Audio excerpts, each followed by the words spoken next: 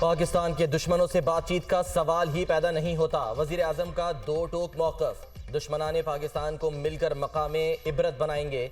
बलूचिस्तान में जो कुछ हुआ वो दहशत गर्दी की इंतहा थी। दहशत गर्दों को बाहर से मदद मिल रही है। दहशत गर्द और खारजी अनासिर बलूचिस्तान में नफरत के बीज बो रहे हैं। नौजवानों को वरगलाने वालों को नाकामी का सामना होगा। दुश्मन पाक चीन दोस्ती में रखना डालना चाहते हैं। मूडीज़ ने पाकिस्तान की माशी सूरत हाल बेहतर होने का एतराफ़ किया। कौमों की ज़िंदगी में मुश्किलात आती हैं, इंशाअल्लाह पाकिस्तान जल्द अपने पाँव पर खड़ा होगा। वज़ीर आज़म शहबाज शरीफ की काबीना इजलास में गुफ्तगू।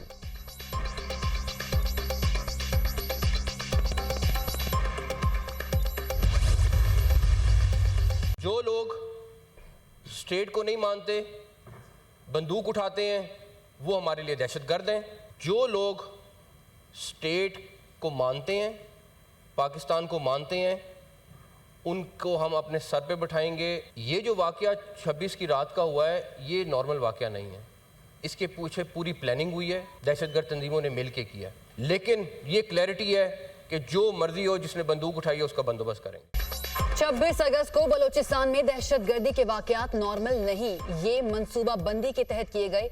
मालूम है इसके पीछे कौन है। हालिया दहशतगर्दी में 2-3 ग्रुप्स मुलव्विस हैं। बलूचिस्तान वाकया SCO कॉन्फ्रेंस को खराब करने की प्लानिंग है। बहुत से लोगों को तकलीफ है कि SCO ना हो। हम शंघाई ताउन तंजीम की मेजबानी करेंगे। पार्लियामेंट सुप्रीम है। बलूचिस्तान में कोई ऑपरेशन नहीं हो रहा। बंदूक उठाने वालों का बंदोबस्त करेंगे।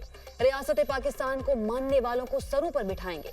वजीर दाखिला मोहसिन नकवी का सेनेट इजलास में खिताब। बलूचिस्तान बदल चुका है, मसला इतना सादा नहीं।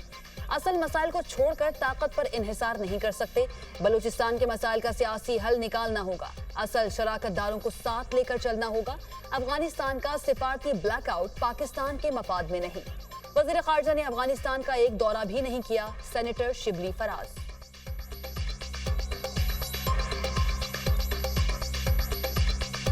ये इशू इतना सिंपल नहीं है। प्रॉब्लम यही है कि बलूचिस्तान बदल चुका है। अब वो ज्यादा अवेयर हैं। वहां पे यंग लोगों के कुछ मसाइल हैं। हमें चाहिए कि हम वहां के जो एक्चुअल स्टेक होल्डर्स हैं उनको ऑन बोर्ड लाएं कि भाई ये क्या मसला है। सियासी महाज पर बड़ी हलचल। वज़ीर आज़म शहबाज शरीफ की मौलाना फजलुर रहमान से उनकी रिहाइश गाह पर मुलाकात। JUI सरबराह ने वज़ीर आज़म की आमद का खैर मकदम किया। शहबाज शरीफ का मौलाना फजलुर रहमान के लिए नेक ख्वाहिशात का इजहार। मुलाकात में मुल्की मजमूई सियासी सूरत हाल पर बातचीत। नायब वज़ीर आज़म इसहाक डार, वज़ीर दाखिला मोहसिन नकवी और वज़ीर इत्तलात अता तारड़ भी वज़ीर आज़म के साथ थे।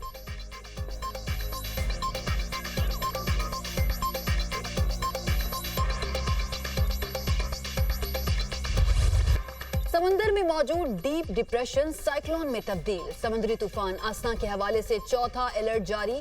असना कराची से 170 किलोमीटर दूर जुनूब मशरिक में मौजूद। 60 से 70 किलोमीटर फी घंटा की रफ्तार से हवाएं चलने लगी। शहर कायद पर असना के असरात। तेज हवाओं से फ्लाईओवर पर बिजली का पोल गिर गया। कोई जानी नुकसान नहीं हुआ। टावर के करीब कस्टम हाउस पर कदीम दरख्त जड़ों से उखड़ गया। असना के बाईस सिंध और बलूचिस्तान के साहिली इलाकों में सैलाब और तुगयानी का खदशा। कराची, थरपारकर, बदीन, ठट्टा, हैदराबाद में शदीद बारिशों का खतरा। मटियारी, उमरकोट, सांगढ़, जामशोरो, दादो में शदीद बारिशें मुतवक्के। हब, लसबेला, अवारान, केच और गवादर में तूफानी बारिशों का इम्कान। साहिल पर दफा 144 का नफाज शहरियों ने हवा में उड़ा दिया। शहरियों की बड़ी तादाद सी व्यू पहुंच गई। कराची में वक्फे से बारिश से नशेबी इलाके ज़ेर-ए-आब। सबसे ज्यादा बारिश सुरजानी टाउन में 127.6 मिलीमीटर रिकॉर्ड। गुलशन हदीद 46, नाजमाबाद 45, किमाड़ी में 42 मिलीमीटर बारिश हुई। बदीन, ठट्टा और सजावल के साहिली इलाकों में दफा 144 नाफिज। माहीगीरों पर 1 सितंबर तक खुले समंदर में जाने पर पाबंदी। तूफान के बाइस कमजोर इंफ्रास्ट्रक्चर और फसलों को नुकसान पहुंचने का खतरा। माहीगीर कल और परसों समंदर में ना जाएं। शहरी बिलबोर्ड्स, बिजली के खंभों, सोलर पैनल्स और ढांचों से महफूज रहें। NDMA के तमाम मुतल्लिका महकमों को अलर्ट रहने और हिफाजती इक़दामात की हिदायत। मानसून बारिशों से तबाही। सैलाबी रेले में कुमराट सड़क दरिया बुर्द। सैकड़ों सयाह कुमराट में फंस गए। सयाहों में खातीन और बच्चे भी शामिल। दीरबाला के इलाके पातराक में घर पर मिट्टी का तोदा गिर गया। एक ही खानदान के 13 अफराद जाँ बहक। मरने वालों में 9 बच्चे भी शामिल। तमाम अफराद आहों और सिस्कियों में सपुर्द खाक। इलाके की फजा सोगवार, हर आंख अश्कबार। जाम शोरों में बारिशों से 6 अफराद जाँ बहक और 15 जख्मी हो गए। सेवन नहर में 16 साला नौजवान डूबकर जान की बाजी हार गया। समंदरी में मकान की छत गिर गई। मलबे तले दबकर बहन भाई दम तोड़ गए। एबटाबाद में मुसलसल तूफानी बारिशें, नशेबी इलाके ज़ेरे आब, पानी घरों और दुकानों में दाखिल। अयूब मेडिकल कॉम्प्लेक्स के वार्ड्स भी पानी से भर गए। ठंडियानी रोड लैंडस्लाइडिंग के बाइस बंद, सयाह और मकामी अफराद महसूर हो गए। लोरालाई के नदी नालों में तुग़यानी, पानी घरों में दाखिल। बोलान में सैलाबी रेले से 18 इंच कुतर की गैस पाइपलाइन को नुकसान। कोयटा समेत बलूचिस्तान के बेशतर इलाकों में गैस की फराहमी मुअत्तल। हालिया बारिशों से तबाही पर बलूचिस्तान के 10 अजला को आफत ज़दा करार दे दिया गया। कल्लात, ज़ियारत, सोहबतपुर, लसबेला, आवारान, किच्छी शामिल।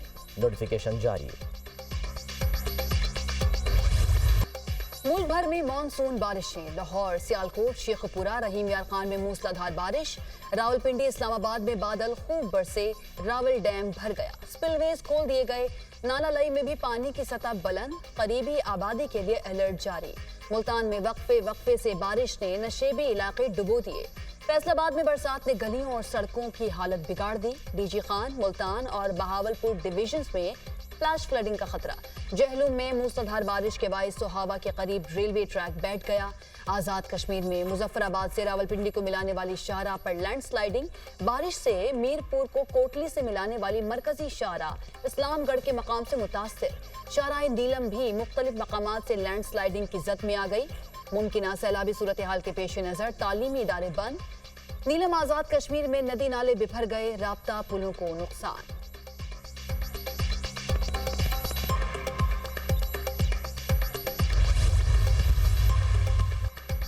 बारिश का हैवी स्पेल सिंध के मुख्तलिफ अजला में जारी है। बदीन में सबसे ज़्यादा 168 मिलीमीटर बारिश रिकॉर्ड हुई। सिंध में बारिशों से 6 अफराद जाँ बहक हुए। बारिशों से फसलें तबाह और लोगों के घर गिरे हैं। जहां भी बारिश का पानी आया जल्द निकासी की गई। थरपारकर का कोयला पाकिस्तान की तकदीर बदलेगा। पीपल्स पार्टी शोबाजी या फोटो सेशन पर यकीन नहीं रखती। हम 2 माह के लिए आर्जी रिलीफ नहीं दे रहे। 2 लाख खानदानों को लाइफ टाइम मुफ्त बिजली दे रहे हैं। वज़ीर इत्तलात सिंध शर्जील इनाम मेमन की न्यूज़ कॉन्फ्रेंस।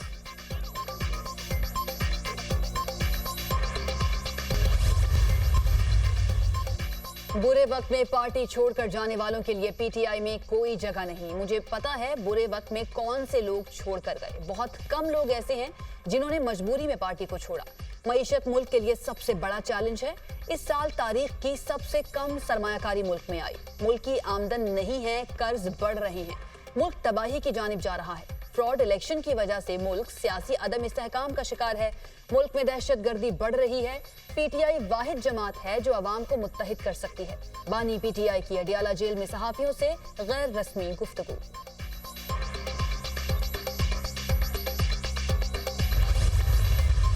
के पीके की तरह की हुकूमत चाहते हैं जहां पर लूटमार हो।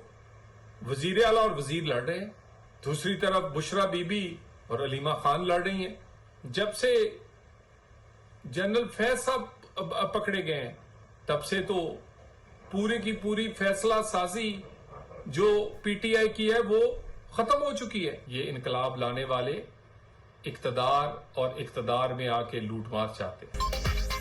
फैज हमीद नेटवर्क पकड़े जाने पर पीटीआई की फैसला साजी खत्म हो गई। ये साजिश कर सकते हैं, इनकलाब नहीं ला सकते। ब्लैकमेल करने के लिए कभी जलसे कभी रैली का ऐलान किया जाता है। ये धरने और लॉन्ग मार्च अपनी सजाओं से बचने के लिए करते हैं। 190 मिलियन पाउंड केस में इन्हें इल्म है सजा होगी। बानी पीटीआई की कॉल पर कोई बाहर नहीं निकला। बानी पीटीआई एनआरओ चाहते हैं। बुशरा बीबी और अलीमा खान आपस में इख्तियारात के लिए लड़ रही हैं। खैबर पख्तूनख्वा में वजीर लड़ रहे हैं कि हमें भी हिस्सा दो। केपी में लूट मार के रिकॉर्ड बन रहे हैं। रहनुमा मुस्लिम लीग नून तलाल चौधरी की न्यूज़ कॉन्फ्रेंस।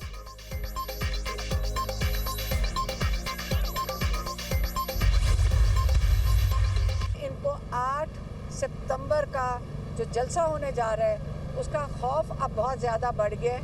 ये चाह रहे हैं कि ये जो अलकादिर है, अलकादिर केस में इनको सज़ा सुना दी जाए जल्द से जल्द। हम 1 साल से ये तमाशा देख रहे हैं। हुकूमत को 8 सितंबर के जलसे का खौफ है। बानी पीटीआई पर अब सख्ती शुरू कर दी गई। 3 लोगों से ज्यादा किसी को भी बानी पीटीआई से मिलने नहीं दिया जा रहा। ये चाहते हैं अलकादिर ट्रस्ट केस में जल्द सजा सुना दी जाए। हम बैठकर 1 साल से तमाशा देख रहे हैं और बानी पीटीआई जेल में है। अलकादे यूनिवर्सिटी को बंद करेंगे तो बानी पीटीआई का क्या नुकसान होगा? खवातीन पर दहशतगर्दी के केसेस बनाए जा रहे हैं। अलीमा खान की मीडिया से गुफ्तगू।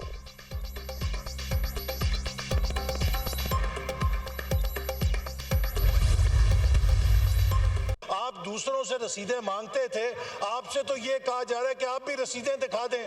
जब आपसे कहा जाता है रसीदें दिखाएं, आपकी चीखें निकलती हैं। आप समझते हैं कि ज्यादती हो रही है तो जाइए अदालतों में बेगुनाही साबित करें। वाजे करना चाहता हूं कि आपके लीडर को एनआरओ नहीं मिलेगा, उसको अदालत में अपनी बेगुनाही साबित करनी होगी। ये जो कब्र इन्होंने खुद खोदी थी दूसरों के लिए, आज उसके अंदर गिरे हुए हैं। बानी पीटीआई को एनआरओ नहीं मिलेगा, भीख न मांगे, बेगुनाही साबित करना पड़ेगी। अगर इनके साथ ज्यादती हो रही है तो अदालतों में जाएं। दूसरों के लिए कब्रें खोदने वाले अब खुद गिर रहे हैं। जब कहा रसीदें दिखाएं तो इनकी चीखें निकल रही हैं। वफाकी वजीर एहसन इकबाल का कौमी असम्बली में इजहार ख्याल। लीडर ऑफ अपोजिशन को आज बलूचिस्तान का दर्द उठा है। ये कैसी जेल है जिसमें देसी मुर्गी, मक्खन और ट्रेडमिल भी है? डिमांड की जाती है नाश्ता फलां होटल से ला कर दें। जो सहूलतें बानी पीटीआई को मैसर हैं वो दूसरे कैदियों को भी दें। हनीफ अब्बासी। लीगी रहनुमाओं के खिताब के दौरान अपोजिशन अरकान का शोर शराबा, एहतजाज, नारेबाजी।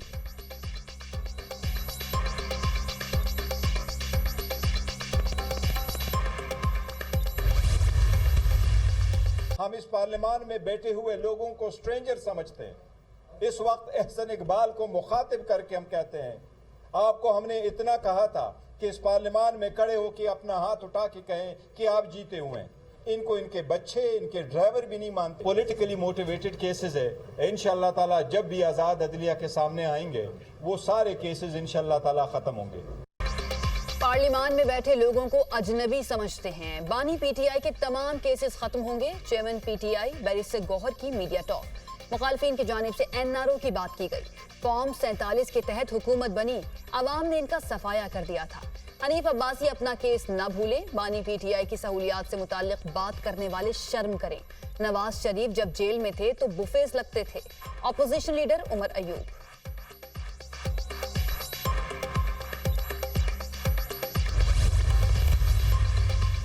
बानी पीटीआई और बुशरा बीबी के खिलाफ 190 million pound reference. Adiala jail में तफ्तीशी पर जिरह आज भी मुकम्मल न हो सकी। रेफरेंस में बुशरा बीबी की बरियत की दरख्वास्त पर नैब का जवाब न आने के खिलाफ तौहीन अदालत की दरख्वास्त दायर। रेफरेंस पर समाअत 4 सितंबर तक मुलतवी।